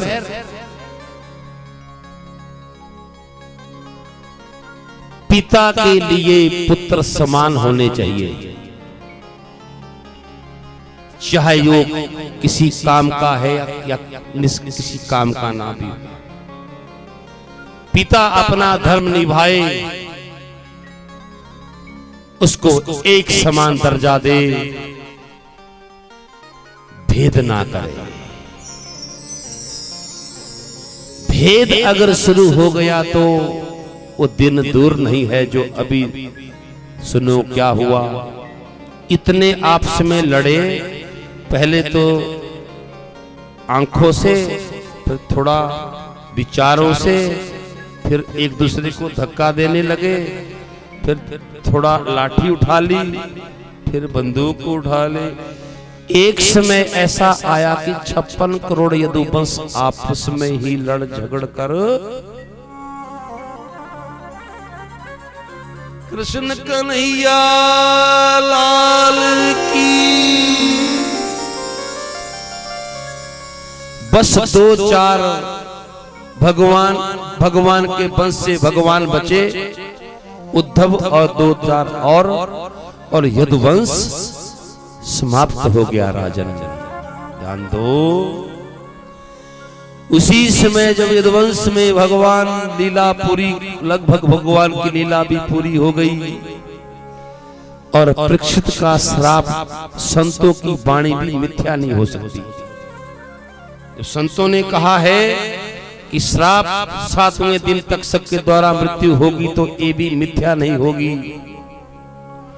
और उसी समय ऐसा कहा है, तक्षक सर्प पे चल पड़ा डांस करने के लिए। और अंतिम कथा सुखदेव स्वामी ने राजा परीक्षित को पता कौन सी सुनाई? क्या कहा? राजन सामने देखो, राजन अंतिम कथा देखो, कथा का सार, क्योंकि मृत्यु का साप लगा था। अंतिम कथा भगवान ने कहा परीक्षित को, सुनो परीक्षित, यदुवंश में भगवान बचे, संतों के श्राप से सब एक दूसरे लड़ झगड़ कर सबकी मृत्यु हो गई। और अंतिम में भगवान, क्योंकि भगवान ने कहा श्राप तो श्राप है, मैं भी तो उनकी वंश का हूं। भगवान उद्धव के साथ पीपल के पेड़ के नीचे लेटे सोए हुए थे, अपना पांव एक टांग पे रखा था, भगवान के पांव में एक सूर्या मणि जैसी पद्म चिन्ह, और जो अभी अभी जिसने वो छोटा सा टुकड़ा लगाया था ना अपने तीर में मछली के पेट से निकालकर, ध्यान दो, वही बहेलिया शिकारी। उसने भगवान के पांव में जब मणि देखी तो उसने सोचा कोई शेर है, शेर की आंख है,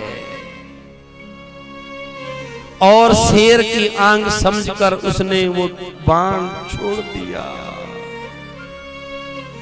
और वो कोई और भेलिया नहीं था राजन, सामने देखो त्रेता का बाली। त्रेता में छुपकर भगवान ने बाली को मारा था। बाली ने भगवान से बहस की थी, मरते मरते भगवान से बहस। काली, बलि और बाली तीन ऐसे हुए जो भगवान से बहस की, जिन्होंने, कालिया नाग ने भी, राजा बलि ने भी और बाली ने भी। क्या कहा? मरते मरते प्रभु, ये भी समझ गए कि ये प्रभु है, लेकिन फिर भी कहा प्रभु हिम्मत थी तो सामने आके युद्ध करते। छुपकर बाण मारा मुझे।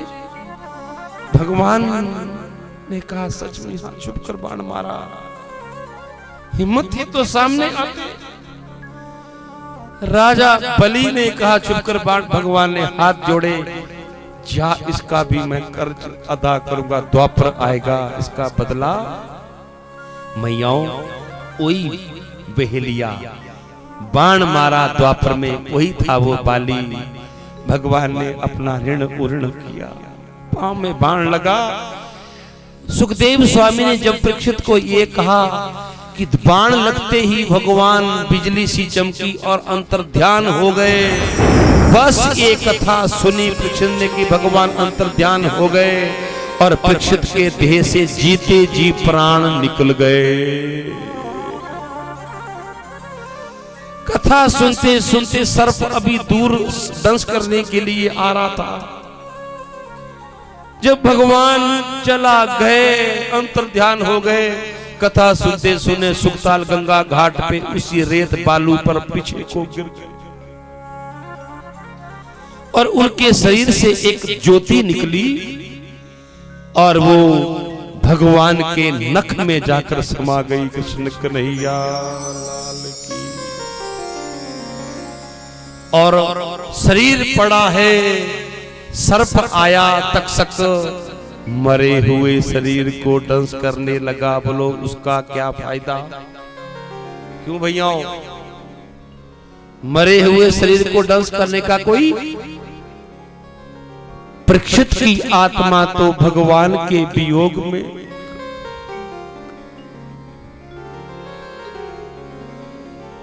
यहां तक भागवत के है मोक्ष। हमारे प्राण अपने परिवार के प्यारे के याद में नीना, पोती पोते अपने परिवार के प्यारे के याद में ना निकले, ये मृत्यु है। अंतिम समय में नेत्र बंद करके और यही कहना, कृष्णा मेरे जीवन की तुम भी यही कहना, जट्टू बाबा कृपा करे, बस एक तमन्ना है, तुम सामने हो मेरे।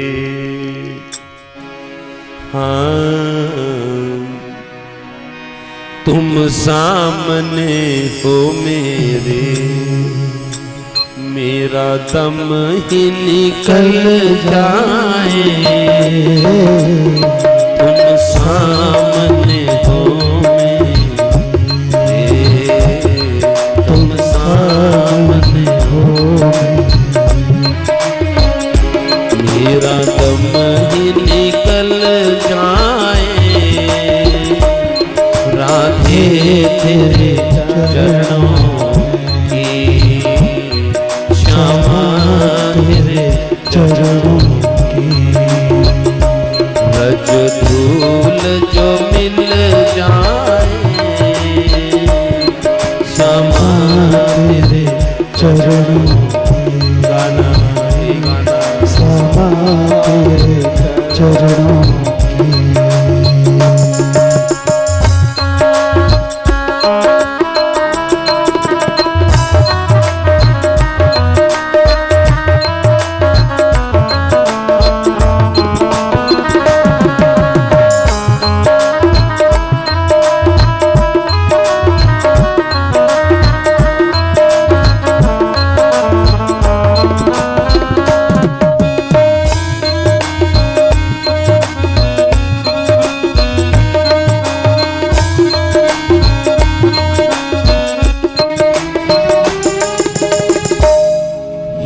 जट्टू बाबा, हे देवा माता, नजरों से गिराना ना, चाहे जितनी सजा देना, नजरों से गिराना ना, चाहे जितनी सजा देना, नजरों से जो गिर जाए, नजरों से जो गिर जाए, मुश्किल है संभल पाना, श्यामा तेरे चरणों का, मैया तेरे चरणों की, राधे तेरे चरणों का, श्यामा तेरे चरणों की। यही है मोक्ष।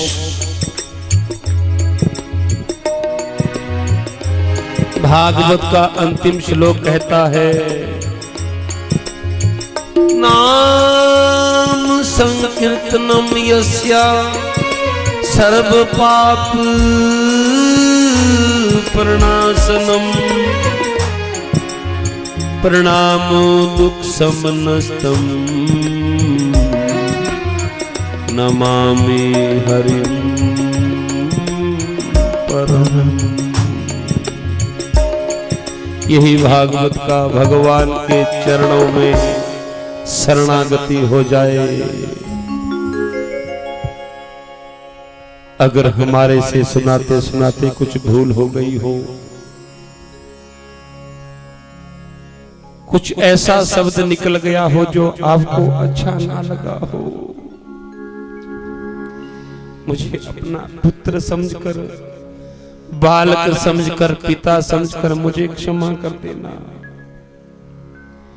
मेरे साथ ये सरस्वती पुत्र संध्या जी, ये ब्राह्मण देवताओं, 8 दिनों में अगर मेरे व्यवहार में कुछ ऐसा आपके मन को कष्ट हुआ हो, आप भी क्षमा कर देना। बोलते बोलते कई बार जिन्होंने इस अमर कथा को सुना, कोई ऐसा शब्द मेरे मुखारविंद से निकल गया हो जो किसी को मन को लगा हो, उसे मैंने बहुत प्रयास किया है मैं किसी को वेदना ना पहुंचाऊं। फिर भी किसी को ऐसा लगा हो, अपना पिता समझकर, पुत्र समझकर मुझे क्षमा कर देना। मैं बहुत आभारी हूं इस कौंडल गोत्र यजमान परिवार का। इनके बड़े भाई कुलदीप जी मेरे पास आके अपनी आत्मीय ऐसी बातें, बड़ी प्यारी जिंदगी के अनुभव इन्होंने सुनाए। पर मैं एक बात जरूर कहूंगा, प्यारे, अपने जीवन में कभी बैर मत आने देना। बैर, प्रेम। और एक बार मैं, जिन्होंने मुझ पर विश्वास करके, नरेंद्र और रुचि बेटी पर विश्वास करके, अपने पिता के घर में जो मुझे ये अमर कथा है, ये मनोरंजन नहीं, ये धन से नहीं होती, ये प्रेम से होती है। मैं एक बार अंगतराम राणा जी के परिवार से भी कोई ऐसी गलती हो गई हो जो आने वाले श्रोताओं जिन्होंने कथा सुनी, किसी को ऐसा, इनके व्यवहार से कोई ऐसा, इस अंगतराम परिवार को भी क्षमा कर देना। इनकी बेटियों ने, इंदु, रुचि, रंजू, नीलम और छोटी छोटी बेटियों ने अपने नाना के घर में दौड़ दौड़ के इस यज्ञ को पूर्ण करने के में कोई कसर नहीं छोड़ी। सच कहें, जितनी सेवा हमारी इस परिवार में हुई, मेरे पास शब्द नहीं है।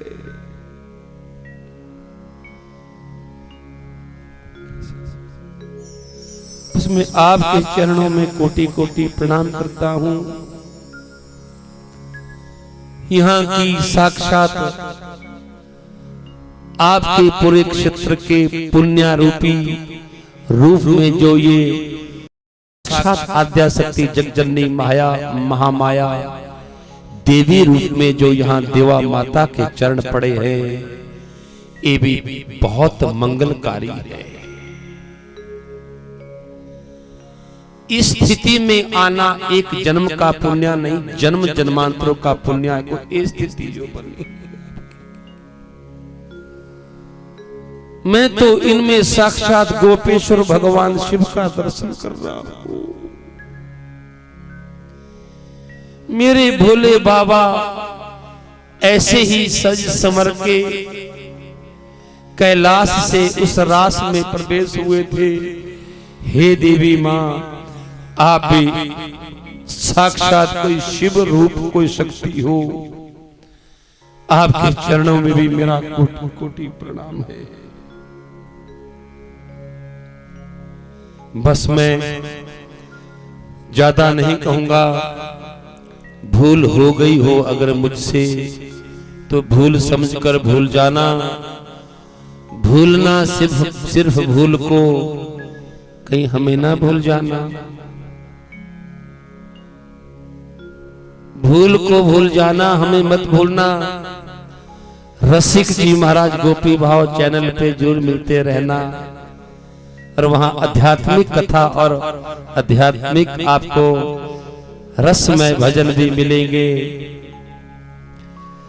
और कोई आपके जीवन में कोई भी समस्या हो जिसका समाधान आप कर नहीं पा रहे हैं, मैं अहंकार से नहीं, कृष्ण कृपा को साक्षी मानते कहता हूं, अगर जीवन में कोई समस्या हो, कोई तुम समाधान नहीं कर पा रहे हैं, किसी भी वीडियो को बस 20 मिनट सुनना कथा की, किसी भी वीडियो को कथा की 20 मिनट में सुनना, आपकी समस्या का समाधान जट्टू बाबा देवा माता उस कथा से आपका समाधान मिल जाएगा। हमारे चैनल पे सतपाल जी ने इस कथा को पूरे वर्ल्ड में दिखा रहे हैं। दूर दूर से मुझे फोन आ रहे हैं कि वहां बड़े शांत श्रोता है, कहां कथा कर रहे हो? हिमाचल है। हमने कहा नहीं, आधा हिमाचल आधा पंजाब। मैं ऐसे कह रहा हूं, ऐसा ही है। सुनो, आओ अब जो है हमारे इजमान परिवार, और जिस भाव से आप भगवान को लाए थे ना, बस अभी आधे पौने घंटे में भगवान यहाँ से विदाई ले लेंगे। मिलन आज हमारा, मिलन आज दिन सबका हमारा तुम्हारा।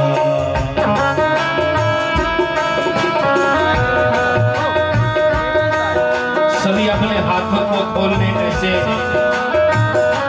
पीछे तक जाए, पीछे तक सबको आराम से, पीछे तक सबको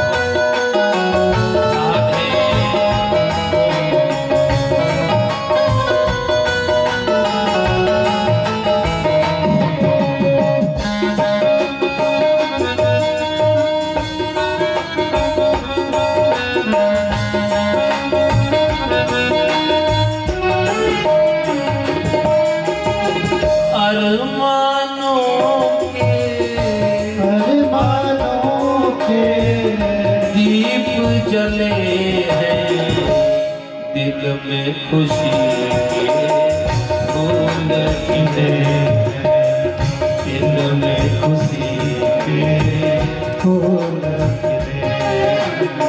मिलेगा ये कब हमको, मिलेगा ये कब हमको, मिलेगा ये कब हमको, अब हमको दर्शन तुम्हारा आज भी